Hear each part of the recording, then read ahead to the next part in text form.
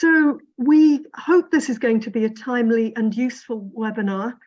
As I said, this is a changing world. Things are changing around us. We've got globally, but also in Scotland, evidently climate change, inequity, and we're in the process of recovering from COVID, from our economic recovery is really only just starting.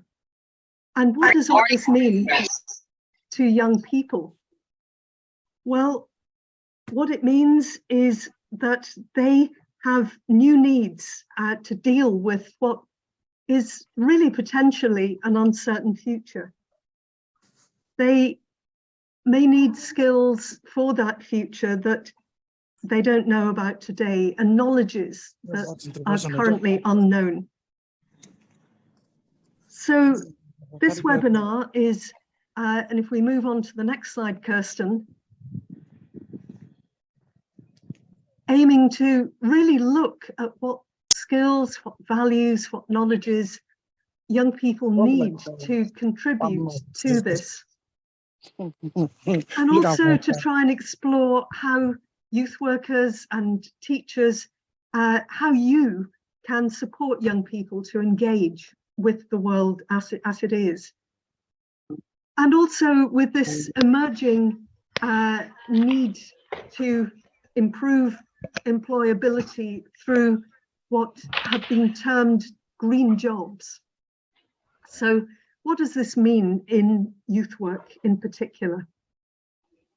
So we, in the next hour, are going to be, next slide, Kirsten, please, hearing about the current context from Ian Menzies at Education Scotland, and then thinking about how youth work can respond to that current context, and then looking at an example of how young people can be supported to engage with sustainability and future employability. And then it'll be over to you, and we have left some time for group conversations to look at what the opportunities and challenges might be in taking this forward. So a lot to pack in to the hour. Thanks very much, Betsy. I hope everyone can hear me. So what we'd like to do is just get you to very quickly consider what green skills means to you. And Betsy's about to put a link in the chat for you to click onto, or you can go to www.menti.com. And when you've done that, it'll ask you to put in a code, and the code is there on the screen. Betsy will again put that in the chat as well. And once you put in the code, you'll be presented with a question. And the question is, what does the phrase green skills mean to you? So we'd love to hear what you think. So please pop your answers into the Mentimeter and we'll see what comes up. Also, while I'm on, if you're not presenting, if you could mute yourself, please. So if you're not presenting, please make sure that you're on mute. Thank you so much. I'm just going to bring up the Mentimeter.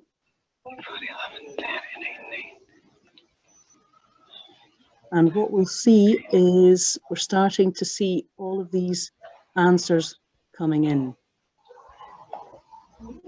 So as you probably know, if you've used Mentimeter before, the bigger the word, the more people are saying it. So we're getting some lovely answers here. I have no idea. Well, hopefully this session will be able to help you to get to grips with what we mean by green skills. So sustainability is coming across quite a large word. Obviously, a lot of people are putting that in as an answer, but we've got climate literacy, new skills, we've got impact, we've got outdoors, we've got resilience, adaptation, all sorts of wonderful things coming in here. So we'll leave the Mentimeter open. Please keep putting in your answers, and we'll be using another Mentimeter at the end of this session. But for now, I'm going to go back to the presentation and hand back to Betsy. Thanks, Kirsten. And it's very interesting to see all the words that are coming through there. I prematurely introduced Ian, And I'd like very quickly to hand over to Ian, who's going to introduce the current context for green skills and learning for sustainability in Scotland. Over to you, Ian. Thanks very much, Bessie, and good afternoon, everyone. As Bessie just said, I'm Ian Menzies from Education Scotland. I lead on learning for sustainability and outdoor learning, but also I lead on the science and STEM curriculum. So there's a lot of connections between all of those areas, particularly in relation to green skills. And it's quite an interesting time quite an exciting time for green skills. And we always knew that green jobs would be an important part of what happens in terms of the learning for sustainability landscape in Scotland. But I think we're really at the point now where things are really taking off and green jobs are becoming increasingly important and growing in profile. So next slide, please, Kirsten. So we're obviously in the middle of a nature and climate emergency, and you can see some of the targets that the government has set for us nationally. If you take a look at the net zero targets, obviously Scotland has leading net zero targets to become net zero by 2045. Some cities and authorities, for instance, in Scotland are trying to even become net zero by 2030 or 2040. So we've set ourselves some really challenging targets. The interim target within Scotland is to reduce emissions by 75% by 2030. And that's quite a dramatic shift that's needed. If you think that during COVID, at the very peak of COVID, some estimates say that we only reduced our greenhouse gas emissions by about 26%.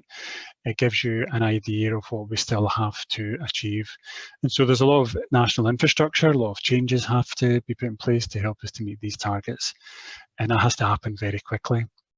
If you take a look at the nature targets, to increase annual woodland creation to about 18,000 hectares a year by 2024 and restore over 250,000 hectares of degraded peatlands by 2030, you can see that there is a need for a lot of effort, and that would entail a lot of new jobs being created to help us meet these targets. Next slide, please, Kirsten. So in terms of green jobs, the good news is demand for green jobs is growing. Of the 2.5 million jobs in Scotland, just over 4%, or over 109,000, are new and emerging green jobs. And the other good news in this regard is that green jobs are better paid.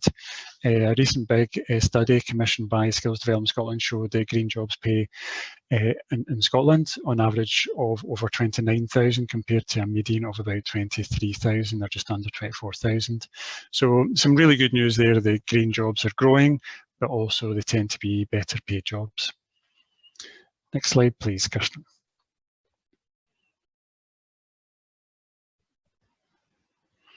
And this is just a big national action plan. This have directing a lot of this work, the Climate Emergency Skills Action Plan. There's actually a meeting of the steering group tomorrow to continue to drive things forward. I really recommend you take some time and look at the action plan. It gives you a really good idea of where Scotland's going, what our ambitions are in this regard, but also shows that, you know, as a nation, we take this really seriously, that we've got a dedicated skills action plan for the climate emergency. And you can see also on the right-hand side that this is a programme for government commitment from the Scottish Government to create a Green Jobs Fund, over £100 million invested in the Green Jobs Fund to really drive this whole area forward and make sure that Scotland, the people of Scotland, benefit from you know, this sort of transition to net zero and low carbon futures. Next slide, please. So I suppose the jobs fall into three categories. There's new and emerging jobs that relate directly to the transition to net zero. So if you think that we need to change our energy mix, looking at our energy security nationally and globally, there's going to be an increasing focus on hydrogen cell technology. There's going to have to be carbon monitoring technicians, even things like urban miners, which are quite fascinating. So looking at how we mine resources, minerals, for instance, from our urban environments. But there's also jobs affected by the transition to net zero that will need enhanced skills or competencies. So these are existing jobs, but will need to maybe involve a lot of upskilling and new approaches and techniques. For instance, architects or environmental consultants. There's also existing jobs which will need in greater numbers. energy installers, or energy assessors, sorry, insulation installers, designers, and so on. So you can see that the jobs would fall into these three categories. Next slide, please. And this gives a flavour of some of the jobs. The slide top middle is ACS, Advanced Clothing Solutions. I just did a really fascinating call with them this morning. They're a company based in Scotland, based in Eurocentral. They are a circular economy company that specialise in the resale and hiring of clothes, as opposed to that sort of fast fashion approach where we buy clothes, wear them once or twice, and then send them to landfill. Many of you might not know that the clothing industry, the fashion industry, I think is more polluting than shipping and aviation combined. It's really highly polluting.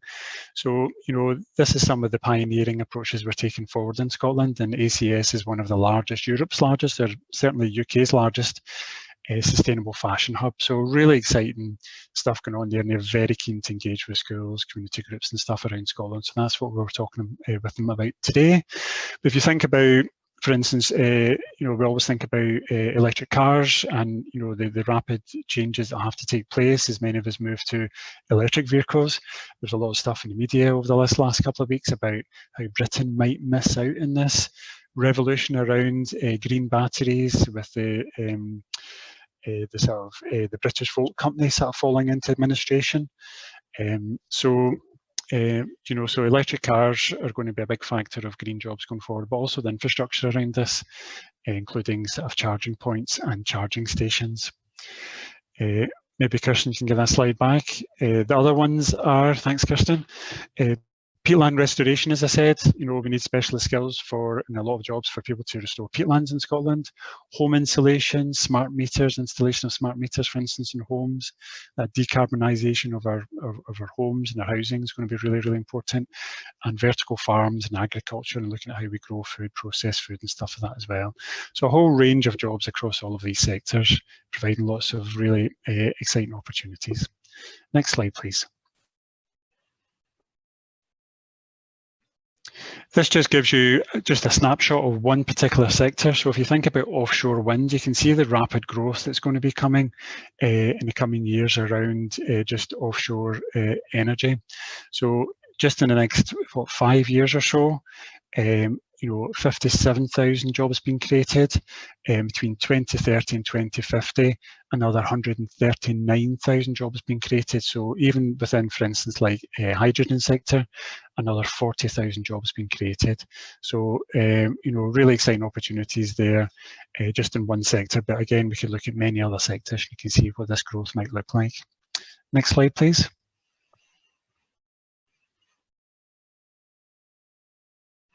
And Scotland's really, really well placed for this in terms of making this transition to net zero. You can see in terms of higher education students in green related jobs, that Scotland is very well placed in terms of countries and regions across the UK.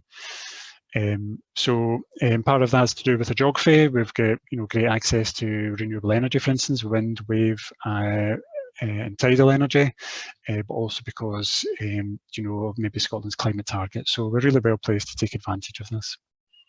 Next slide, please. And if you take a look at the use of green words and how they've been mentioned in job descriptions in Scotland since 2019, you can see there's quite a significant growth there. So I think in the last year across the UK, the number of green jobs trebled just in this last year. So you can see how this is starting to really take off at this point. Next slide, please. And if you just take one region in Scotland, Stirling and Clackmannanshire, they have a city region deal, which is funded by the Scottish Government and also by the UK Government. Over £214 million will be invested over 10 years, and that will unlock a further £614 million of private investment, creating about 5,000 jobs. This whole city region deal is based around the climate emergency, actually. So a lot of the proposals, the job creation opportunities are in things like active travel, low carbon energy projects. There's a proposal to build a sort of a world leading international environment centre. There's going to be new digital hubs created, and they will be sort of processing and doing sort of really interesting world-leading work around environmental data. A new national aquaculture innovation hub and sustainability will be a key feature of that. So that's just a snapshot of just one region, within Scotland, but many of the other city deals do have aspects relating to sustainability of the environment as well. Next slide, please. And we've got a good story to tell here. In 2019, Scotland won the silver award winner at the Future Policy Awards, which are run by the World Future Council. There's a lot of talk in our media just now about the Oscars and the BAFTAs and so on. But the Future Policy Awards are the Oscars of the policy world, and Scotland came second in a field of about 69 countries for the work that we were doing around green jobs and young people and economic empowerment. So we've got a fabulous story to tell here, and we've got a real opportunity to build on this further in the years ahead. Next slide, please. And just to flag up this Green Job Workforce Academy, which is a national website with a lot of information promoting green jobs, the opportunities and information about these green jobs and what they look like. And last slide, please, Christian. And here's some links, and we can share this PowerPoint with you afterwards, some links to our Learning for Sustainability blogs, our Wakelets, our other resources, and our Twitter feed, where we keep people up to date about all the developments in relation to green jobs. So that's me. I'll just finish there and hand over to the next speaker.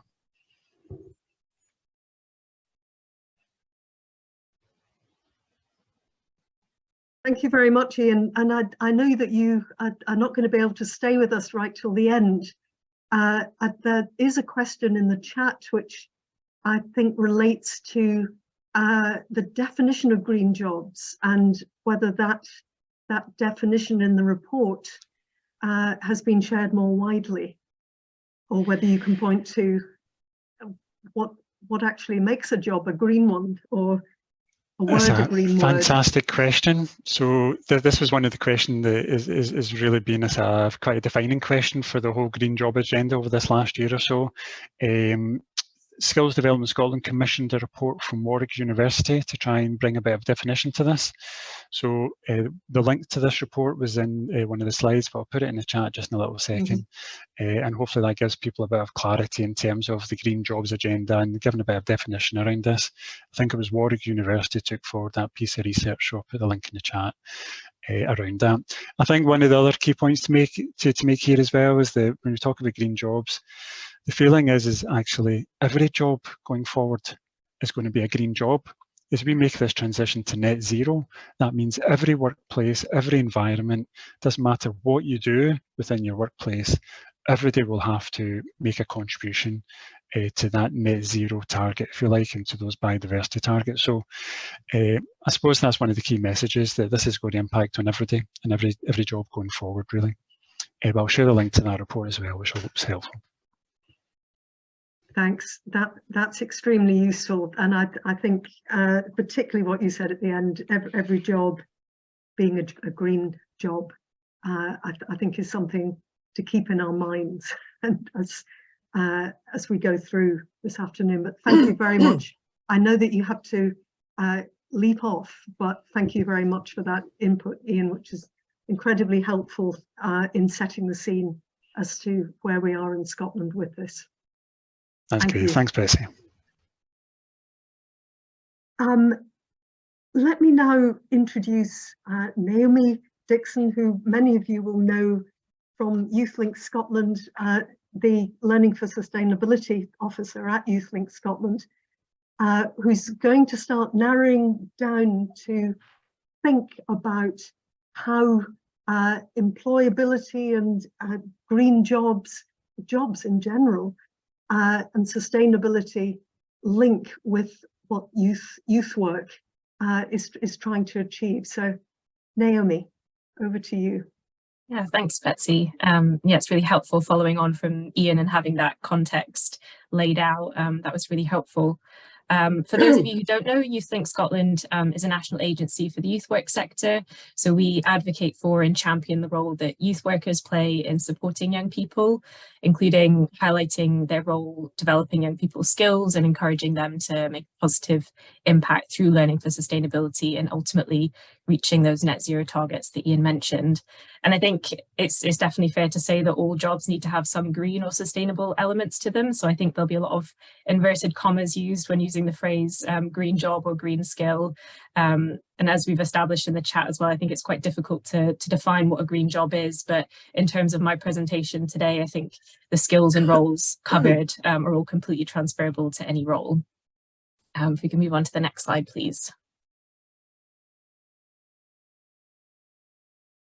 So this presentation is framed around some of the work that YouthLink Scotland did with Our Bright Future, which was a partnership led by the Wildlife Trusts, bringing together the youth and environmental sectors. And it was formed of 31 different projects across the UK, with each of those projects helping young people gain vital skills and experience while also improving their well-being. And at the same time, those young people were acting as catalysts for delivering change for their local community and local environments. And during this youth-led research, young people decided on 3 key changes or asks that would support young people and the environment. And I'll be focusing on ask number 2 today, so supporting more support to get into environmental jobs. And now that the OBF project has come to an end, they've recently published the impact of the report, the project, and some findings.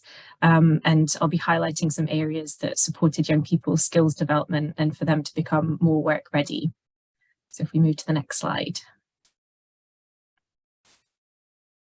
So this just gives a bit of an overview of the impact that the project had. There were more young people motivated to make a difference for the environment. They were more confident and better equipped with the skills, the knowledge, and the connections to act on that motivation and to actively lead on environmental change. And 84% said that the OBF project had improved their hopes for the future. And just under a third linked their success in securing jobs or further study to taking part. And the experiences gained also provided young people with something to talk about in job interviews and applications, both when applying for opportunities within and outside of the environmental sectors. And young people also gained a wide range of qualifications, including nationally recognised awards, and 40% stated that it influenced them to pursue an environmental career, which was particularly relevant for those participating in apprenticeships or formal learning courses. Next slide, please. So this slide just gives you an idea about the kind of things that supported skills development through the project. And I won't read all of them out because there's quite a lot of different approaches and the slides will be shared with you. But just to pick out a few important ones, I think ensuring young people had a wide range of options that would suit various needs and interests and skills levels is really crucial. And a lot of feedback from the youth work sector and from young people seems to be the idea that a green job is very niche, or it requires you to be highly skilled, or it's simply something to do with working with the land or agriculture. So making sustainable careers accessible to all young people, regardless of their interest and their level, is really vital. And I think this links into flexible provision tailored to the needs of young people as well. And as well as that, gaining real life experiences and practical opportunities to influence meaningful change made a big impact. Approaches that encouraged youth empowerment and also actively removing barriers to participation, whether that's financial, whether a young person is required to have a driving license or needs to have previous experience or qualifications to participate. So yeah, just removing any of those barriers. Next slide, please. And again, I'll just pick out a few of the things that supported young people to become work ready and to get a job. I think the ability to take ownership of activities and opportunities to interact with people in positions of power had a big impact, as well as structured and accredited opportunities, which led to them gaining formal qualifications. Paid work as well. So again, removing any barriers to participation. I think unpaid work can often be a massive barrier and exclude young people who can't afford to volunteer or take part in unpaid apprenticeships. Consistent mentoring and support after obtaining their job. And I think linked to that as well is the visibility of role models who have a sustainable career and who can offer advice and inspiration, people from similar backgrounds to young people. Next slide. I just wanted to share some opportunities and resources as well that support all of these approaches listed within the impact report. So YouthLink Scotland have a central bank of resources and toolkits that the youth work sector can access.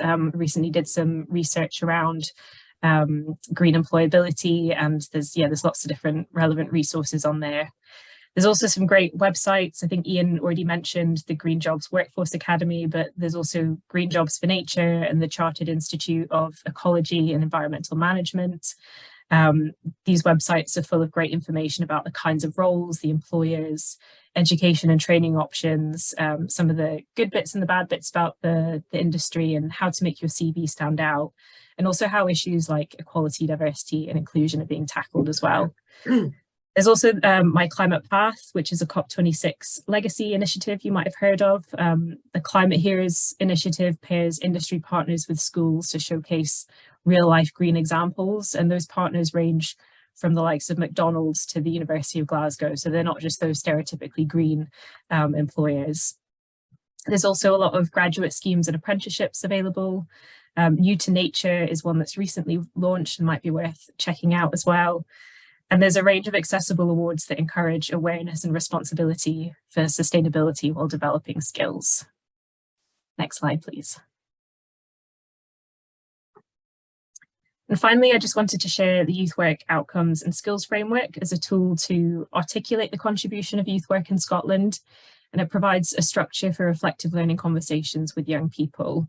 I'm not sure how easy it is to see on screen, but there's 7 youth work outcomes around the edge of the circle in blue, which describe the overarching impacts of youth work in young people's lives.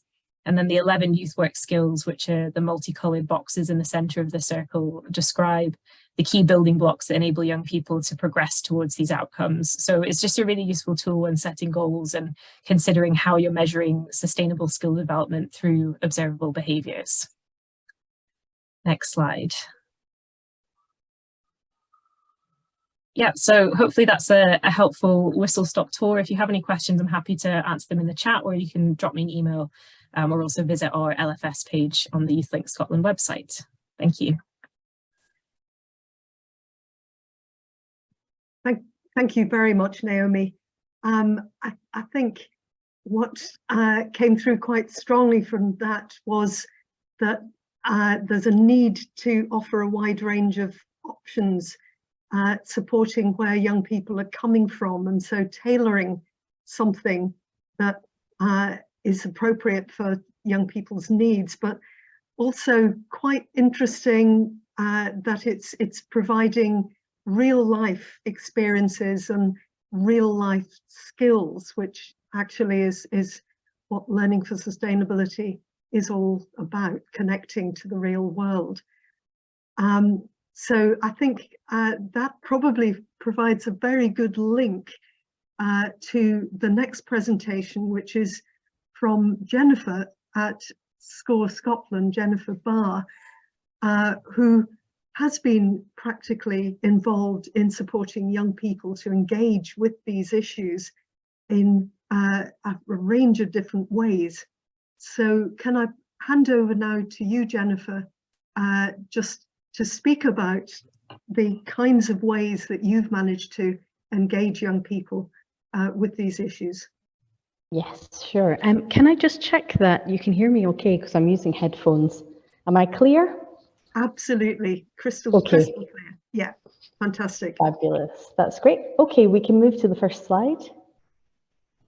Thank you very much. So I'm here today representing SCORE Scotland, which stands for Strengthening Communities for Race Equality. We are a social justice anti-racism organisation based in the heart of Westerhales in Edinburgh. And my role is to manage our children's and youth work service. As an organisation, we believe it's paramount for Black and minority ethnic people to be included in the climate conversation. We believe climate justice in our communities. We believe in climate justice, and we want equal access to climate literacy information.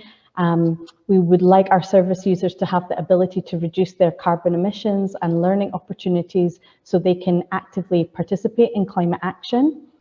We run lots of different services, which I'm going to go into. And basically, we want to encourage more activism around climate change and climate justice. So we can move to the first slide. Okay, thank you so much. So the current services we have, we run a children's club, we run a youth club, and we run trapeze, we do basketball, we have a community youth voices project, which is all about anti-racism. It's discussing hate crime, but also looking at climate change and climate justice. And we also rent out bikes to the local community. So if you could move to the next slide, that'd be great.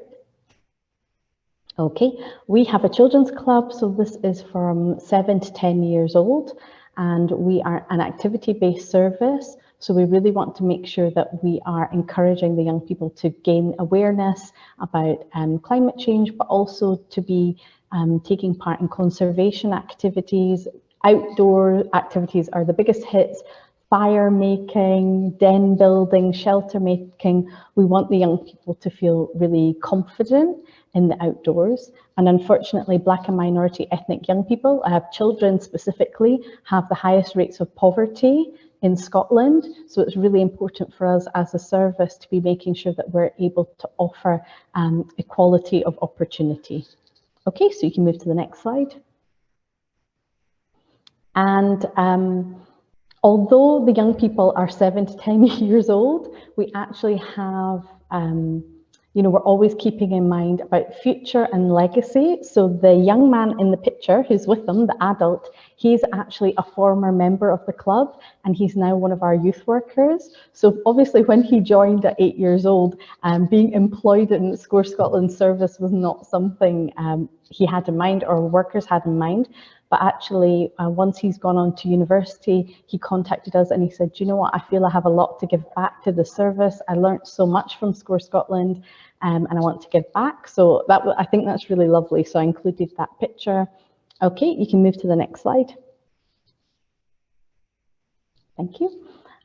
So with our youth work service, we work with young people from 11 to 17 years of age. And we are really, again, I mentioned outdoor activities, so we went to Fox Lake in that picture, but we're also doing financial literacy workshops with Moneymatics program, because the young people are starting to get to the age where they're starting to think about their CVs, they're starting to think about their employment opportunities, and then unfortunately for many Black and minority ethnic young people, there's huge barriers to employment.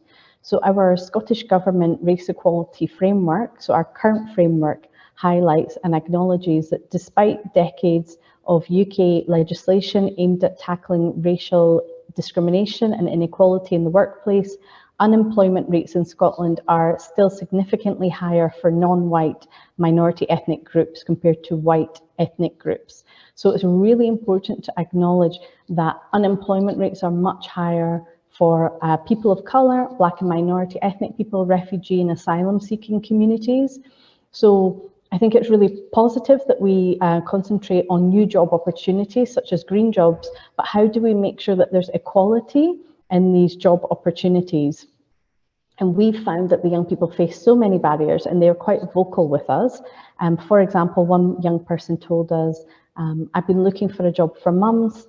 I feel like people read my Arabic name and automatically makes assumptions about me. So that was a 17-year-old that's really struggling to get those really important first pieces of information on a CV, something that shows that they have skills and experience. So that, I believe, is what we're here to support. So if we can move to the next slide. Oh, this is our trip. We actually took the young people golfing. So we're trying to offer as many opportunities as possible, and we're able to meet the First Minister. I just thought I would include that slide, to be honest. Okay, we can skip past that one. So the importance of employability opportunities is key for us, and we do that through working on different programs. So for example, we began the Duke of Edinburgh Award 2 years ago, and the young people had never done anything like that before. So really focusing on skills development, physical activity, and also volunteering. Some of the barriers that I've mentioned to employability are also stopping young people from gaining volunteering experience. So we were able to use our community fridge service. So we offer food to the local community twice a week. and we were able to offer volunteering roles for young people, so they could come and distribute food to the local community. They could learn about reducing food waste, reducing carbon emissions, and then also encouraging community members to learn about their own awareness of climate change and carbon reduction. Okay, you can skip to the next slide. We have worked with Learning for Sustainability Scotland and the Climate Sisters, and we did a really fabulous event in the centre of Edinburgh, and the young people were able also to hold their own COP, mock COP event, so they were able to represent a different country and then argue why they're in need of certain resources, and all these different experiences are enabling the young people to build their understanding of sustainability, of climate change, and making sure they have something really strong and solid to put on their CVs, or when they're in an interview, they're really able to sell their experiences that they have. Okay, if you can flick to the next slide. Okay, so I've mentioned the Duke of Edinburgh Award. That has been really important for us, and we've now got young people working at their gold level, and that's something for many of the young people. They felt that the Duke of Edinburgh Award, it didn't really represent them. They didn't see leaders who are people of colour. They didn't see it really being for them, but we made sure that we supported them in that process. And we also, as I mentioned, we have the Community Youth Voices project, so making sure that young people are able to create their own resources when it comes to climate change, climate literacy, and we're able to spread those out into local schools, and we're able to create podcasts and just offering different skills and experiences. Okay, you can flick. Okay, thank you. Definitely building confidence in the outdoors is essential. So this is from our Benmore residential last year. So for a lot of the young people, they are quite new arrivals in Scotland. We have families that have maybe been in Scotland for 3 months, and we were able to say to them, you know, would you like an opportunity to come and explore the beauty of Scotland? For many of the young people, their parents perhaps have issues with visas, so they're unsure of their own status within the country. There's also issues with parents with really low incomes. So if we're able to take young people out on residentials, it's offering opportunities that they wouldn't otherwise have. Okay, could we flip? Okay, fabulous. And just making sure that the young people are happy, healthy, and we support them with their well-being is, you know, that's key to us. So thank you so much for listening to my presentation. It was quite short, but hopefully I've given you a bit of flavour about SCORE Scotland. Thank you. Thank you so much, both Naomi and Jennifer. I think Naomi for setting the context, and then Jennifer for really honing in on the sort of support that you've been able to give, which really relates to the young people that you're working with and provides them with experiences and skills which will help their future employability.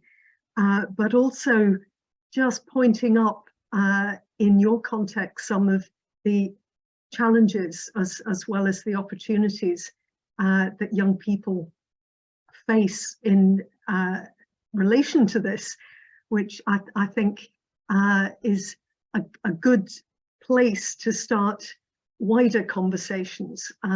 Ian started the broader context of this is the opportunity, and then Naomi just looking at some of the ways to support the opportunities, and then I think Jennifer being able to just highlight, well, this is what you can do, but there are challenges too. Kirsten, if you could then move on to the next slide.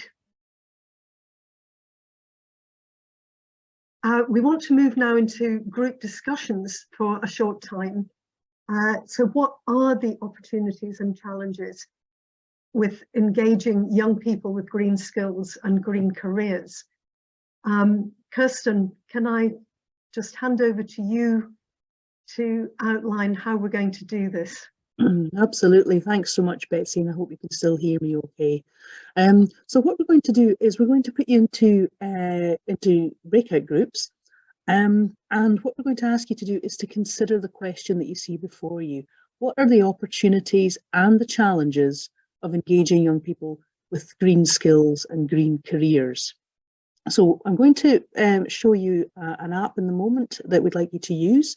Betsy's going to put the link to it in the chat. Many of you will have worked with it before. It's called Jamboard. If you've not, I'm going to bring it up in a second to show you how it works. But essentially what we'd like you to do is, once you're in your breakout groups, is first of all to appoint a group facilitator, so somebody who will feed back on your behalf in terms of the discussion held by the group. The facilitator and anyone else in the group would like you also to record as much of the comments or thoughts of the group using this Jamboard. And when it comes to the end of the session, what we'd like to do is for the facilitator from each group to feed back to the main group with one key opportunity and one challenge that the group have decided is their top challenge and their top opportunity. So that's what we'd like you to do. So can you see the Jamboard now? Yeah, that's it. Great, okay. So what you'll see on the Jamboard at the top is a forward and back button, and if you click on that, it'll take you to the screen, the page that corresponds to the number of your breakout room. So just scroll along till you find the relevant page, and then what we'd like you to do is to use the sticky function. So this is the fourth function on the left hand side there, and if you click on that, it creates a sticky note, and you can create comments and then just click save, and then grab the comment and move it to wherever you feel it sits best, either opportunities or challenges. If you want to get rid of it, you can just click on the three dots there, and you can delete any comments that you don't want to share after all. Okay, so Betsy's going to put you into rooms. As I say, if you can decide on someone who's going to feed back on behalf of the group, but as I say, anyone can put their thoughts onto Jamboard. So over to you. Such an abrupt coming back into the main room again, but sorry, I'm sure from looking at those conversations on the Jamboard, I'm sure you hadn't reached the end of your conversation at all. But it is close to 5 o'clock. It would be great just to hear perhaps one particular point from each group that you would like to bring back into the main discussion. I don't know, Naomi, would you like to start off for group one? Yeah, I think this is probably going to be a theme that comes through some of the other Jamboards as well. We talked a lot about the rurality of a lot of the job opportunities and young people having to travel long distances, and that being an issue if they don't have access to a driving license or if there's unreliable travel as well. So that was one of the points that we discussed. That's really interesting, and the issue of inclusion, which I think Jennifer raised in her input. How do you make sure that this is truly inclusive? Is just such an important point to be considering. It's part of this. Group two, would you like to add anything about your opportunities and challenges? I guess that's a challenge, Naomi. Group two, what would you? I have to say that I have just noticed that I have put our things in group ones. I do apologise. In the Jamboard, put it in the wrong group. That's no problem. That's no problem. Our discussion thing was like about transport in terms of rural areas, getting young people to that, and in terms of funding as well to get young people to kind of like outdoor activities or whatever. And also that let's see, I can't read my writing. I don't know whether I wrote that lack of understanding, awareness of green jobs. I don't think it was. But with the opportunities with somebody says, I don't know her name, about opportunity for businesses actually to do outreach work. Are they actually doing the outreach work? Are they reaching kind of like young people in rural areas?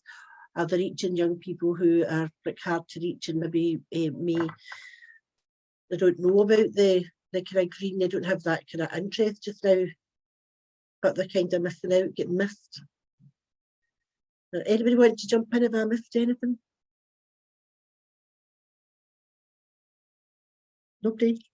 Thanks, Mary, for raising that. And I think that's a really good point, the issue of resources more generally, but maybe as an opportunity too, the opportunities of connecting with local businesses and reaching out to look for those opportunities and look for support too from local businesses who are going to have this requirement for just particular skills, and it's in their interest to be supporting young people and organizations that are working with young people in this area. But I think really important points raised so far about the issue of resources and also inequities which result from particularly rurality. I think the difficulty in rural areas. Group 3, did you? I don't know who would like to speak for. I know Jennifer, you were in Group 3, weren't you? Yes, but I was not the note taker because I couldn't actually get into the Jamboard. Yeah, that's okay. I can take this one for you. Thank you. No, it's okay. We did have a wee bit of trouble getting into the Jamboard at the beginning, so I had to take notes for everyone. So we maybe didn't get quite as deep in conversation, but we were talking around the fact there's a lot of frustration and stress amongst young people, that things are not happening properly in a timely fashion to deal with the huge issues that we are dealing with in the area of sustainability. But an opportunity, we felt there was more understanding now amongst young people of what that term green jobs actually means. And there's a desire to move into those areas as well. And they're motivated to take part in learning related to sustainability because they see that the generations before, the frustration of not being able to get things going as fast as we know that they need to. Also, the opportunities of having a mix of different nationalities in education settings, sparking interest in experiences, not just nationally, but internationally, what solutions are working, and bringing all that information together in the one place for people who will be tackling these issues in the future. That's so interesting, and relating that last point in particular, relating to and using context, so using who's in the room and building on the existing skills and knowledge of who's in the room to create new opportunities.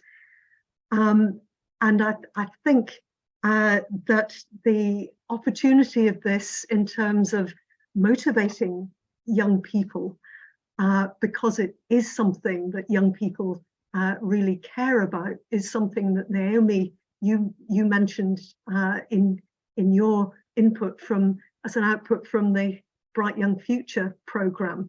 And so, yeah, frustration and stress associated with these issues that young people are facing, but also that it's very motivating to engage young people on issues that they care about and to be helping to build skills for employability in this area, and to help them recognise that having these skills is something that is going to help them potentially into the future, into employability, and not just into employability, but into their lives more generally, because you know, learning for sustainability really is about creating ways of living, and it's a lifelong thing. So thank you, really interesting, and I get the feeling that this is just a starting point, that there are actually there is a need to dig a bit deeper into this. There are lots of opportunities in terms of resources to dig a bit deeper. Some were mentioned, I think, by Ian earlier on. Yet Kirsten is going to share links to some of these, and we'll send around a PDF of all the slides to you all. So don't feel that you have to scribble any of these down, because we'll be sending links to all these resources. There is, I know, Ivan from Nature Scott, you are in the room today. I know that there's an event in March that many of you too might be interested, or 2 events in March that you might be interested in attending, which are going to be digging more deeply into these discussions. And I suppose just to end by thanking all the inputs that we've had, thanking you for coming along this afternoon, but also saying that this really is the start of the conversation. So we would be very happy if you wanted to keep in touch. Learning for Sustainability Scotland is a membership organisation, and we certainly will be holding more events which dig in a deeper way into this particular topic across a wide range of sectors, including youth work. And of course, YouthLink Scotland, who are doing a lot of work in this area, and Naomi, you've already met and is the contact person, but YouthLink also has a website. I don't know if you want to add anything to that, Naomi, at the end. Yeah, just I already mentioned in the chat, we've got a couple of upcoming events happening. So there's a climate justice introductory training session for the youth work sector. But yeah, just to have a look on our website and on our social media, and it'll all be on there for any opportunities you might want to get involved in. Great. So thank you all so much. Please keep in touch. We hope this is the start of a conversation, and that you will continue to be involved in the rest of our Youth Work and Sustainability series, which is something which we've developed for the last couple of years and is certainly going to be ongoing. So good evening, have lovely evenings, everyone, and apologies for being a few minutes late, but there was a lot to fit into the hour, so please forgive us.